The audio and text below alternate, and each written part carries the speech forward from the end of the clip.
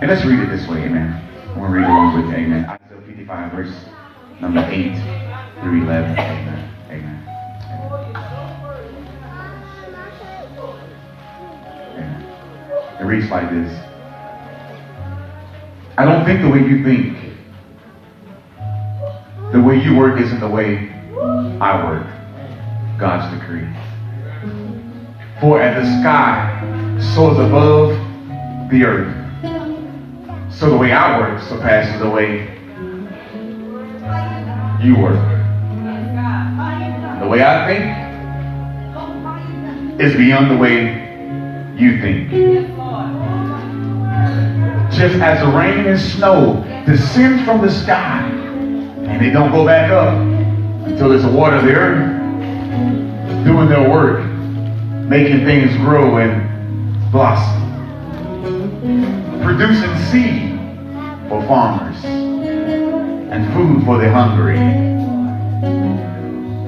So will the words that come out of my mouth not come back to me empty-handed. They'll do the work I sent them to do. They'll complete the assignment I gave them. People can't live a good life. Let me talk some real. Yeah, some people know the right thing to do, but they just don't know how to do it. Come on. Some people know how to win, but they keep losing. Come on, somebody. But in true life, we can't lose because we've been built to what? Win. When I'm losing, I'm winning. When I'm falling, I'm winning. When I'm down, I'm getting up. Why? Because my God I serve, I'm always winning. Now the cookbook tells you need an egg. Don't start the process. Don't start the process without the egg, because you will have to stop doing what you're doing to go and get an egg. Many of us have the instructions on how to win and how to be great, but we fail at doing the things that it takes to be good. Say, God's word is rule. God's word is rule because he formed the earth by his words. I love how Genesis puts it. Genesis does something so powerful in Genesis 1. I want you to think about this. God began to speak into the earth and create things. God calls and says, and on the earth he created in the first day heaven and earth. And then he calls and says, and in that he calls light into darkness. I'm going to show you how powerful God is. Yeah, get this. God called light into darkness without the S-U-N.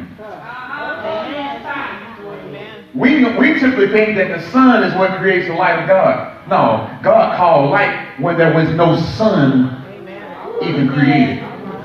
He later on created the stars and the sun and the moon. And he says there will be two lights. He said there will be one to give light in the day and one to give light in the night.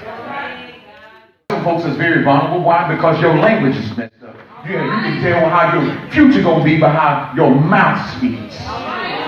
Good God Almighty. The reason that some of us don't have what God desires to have is because our mouth don't mind up with what God wants us to speak. Amen.